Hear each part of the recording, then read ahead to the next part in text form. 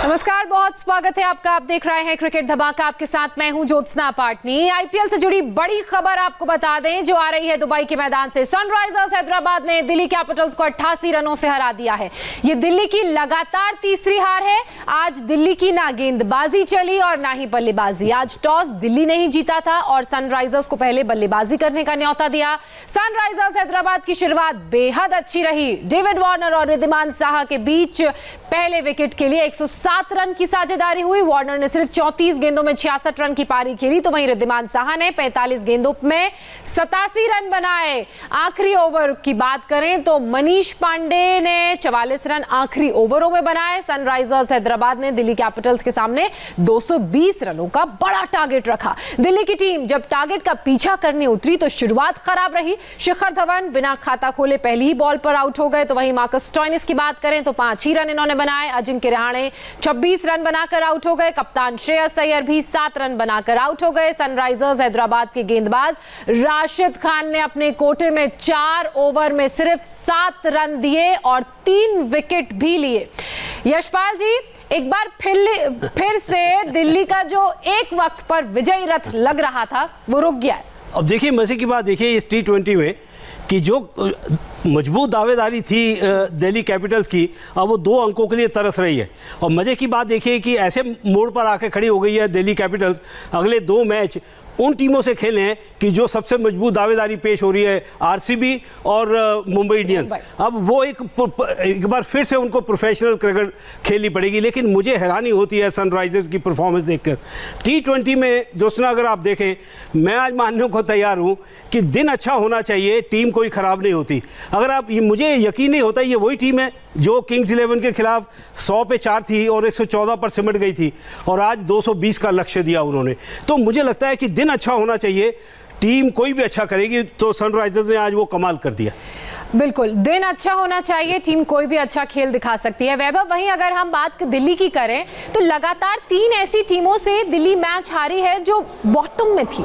लेकिन कारण क्या देख रहे हैं आप? देखिए क्या हुआ था, जब दिल्ली शुरुआत किया था ना, तो दिल्ली की जो शुरुआत की ओपनिंग जोड़ी थी शिखर धवन और पृथ्वी शॉ की जोड़ी थी। तो एक तरफ से पृथ्वी शॉ शुरुआत में अटैक करते थे और शिखर धवन थोड़ा शुरुआत में रुकते थे और फिर वो तेज़ी से रन बनाते थे।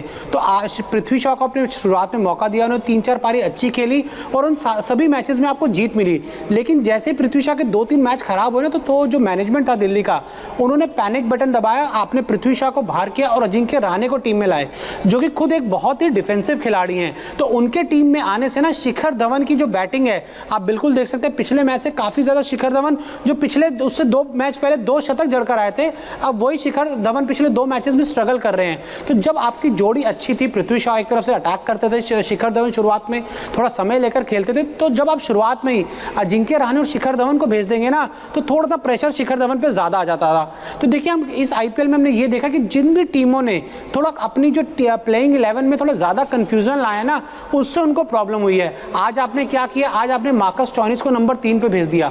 उस समय आपको तेजी से रन बनाने की जरूरत थी। जरूर मार्कस स्टोइनिस बड़े शॉट्स के लिए जाने जाते हैं, लेकिन आपको जो आपका कॉम्बिनेशन था श्रेयस अय्यर, ऋषभ पंत, हेटमायर, स्टोइनिस, आपको उसी पे रहना चाहिए था। लेकिन वो बार बार होता नहीं कि जब आप अजिंक्य रहाणे को ऊपर भेज देंगे ना तो प्रॉब्लम होती है। मिल रही है वो एक कारण हो सकता है दिल्ली के लिए, जैसा वैभव आप बता रहे हैं। वहीं यशपाल जी, रिद्धिमान साहा की बल्लेबाजी की बात करें, डेविड वार्नर की बात करें और टीम के बाकी प्लेयर्स की बात करें, तो आज इनकी बल्लेबाजी की बदौलत टीम जीती है और वहीं गेंदबाज भी बहुत शानदार प्रदर्शन करते नजर आए। मेरे दिल की बात आपने कह दी, यही तो कमाल है T20 का। कौन कब अपनी टीम में बदलाव कर दे, ये बदलाव हुआ है। आप देखिए, कोई सपने में भी नहीं सोच सकता कि बेस्टो को बाहर बिठाकर रिद्धिमान साहा को खिलाया जाएगा और वो भी दिल्ली कैपिटल्स के खिलाफ। और रिद्धिमान साहा ने जो कमाल किया है, शायद दिल्ली कैपिटल्स के गेंदबाज को किसी को भी वो लाइन और लेंथ नहीं समझ आ रही थी। खास करके रबाडा को देखिए, पहली बार शायद हुआ है इस आईपीएल में कि वो बिना विकेट के गए और सबसे ज़्यादा मार उनको पड़ी है। तो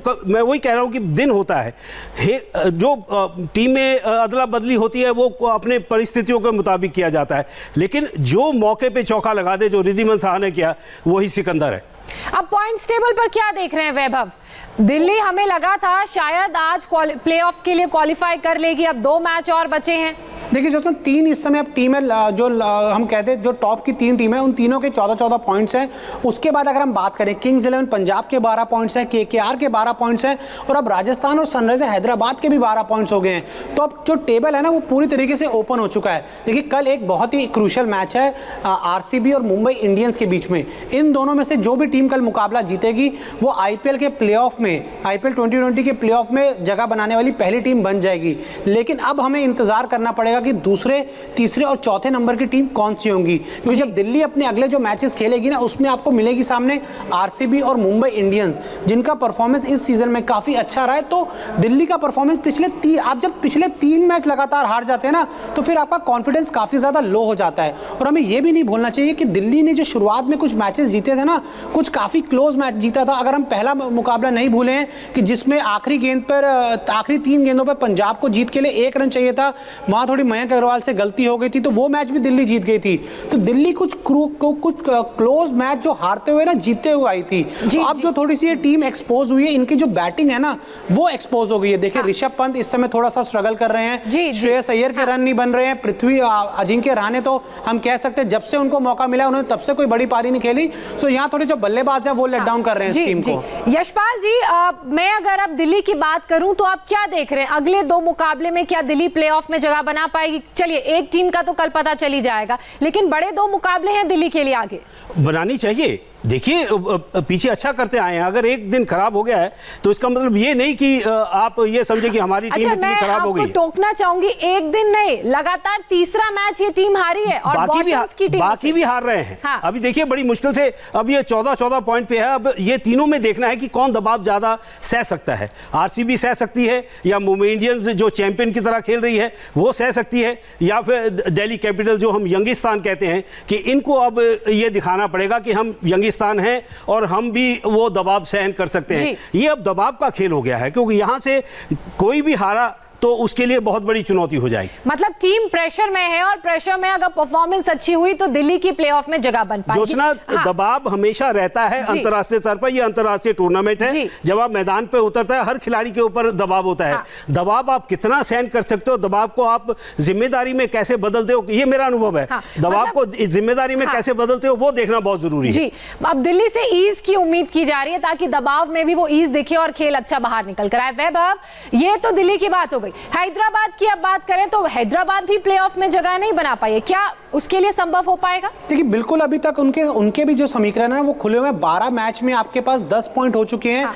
आपको प्लेऑफ में इस सीजन जगह बनाने के लिए कम से कम 14 पॉइंट चाहिए और आपके नेट रन रेट थोड़ा अच्छा होना चाहिए। अब जो हैदराबाद है ना, उनको थोड़ा सा डिपेंड करना पड़ेगा जो दूसरी टीम्स हैं कि दिल्ली हारे, किंग्स 11 पंजाब हार जाए, कोलकाता हार जाए, तो जिस तरीके से उनका जो समीकरण बने कि वो ऊपर आ जाए। मुंबई इंडियंस मगर हैदराबाद के लिए एक अच्छी बात यह है कि टीम का रन रेट शुरुआत से ही अच्छा रहा है और इस बड़े अंतर के साथ जो जीत हुई है और बेहतर है। अब बात करते हैं आज के मैच के ड्रीम 11 गेम चेंजर खिलाड़ियों की। आज के मैच के सबसे बड़े गेम चेंजर खिलाड़ी रहे हैं रिद्धिमान साहा। रिद्धिमान साहा को आज के मैच में मिले हैं 115 फैंटेसी पॉइंट्स। इसके साथ इनके टूर्नामेंट फैंटेसी पॉइंट्स हो गए हैं 160। रिद्धिमान साहा ने 45 गेंदों में 87 रन की पारी खेली। उन्होंने 193.33 की स्ट्राइक रेट से 12 चौके और 2 छक्के लगाए।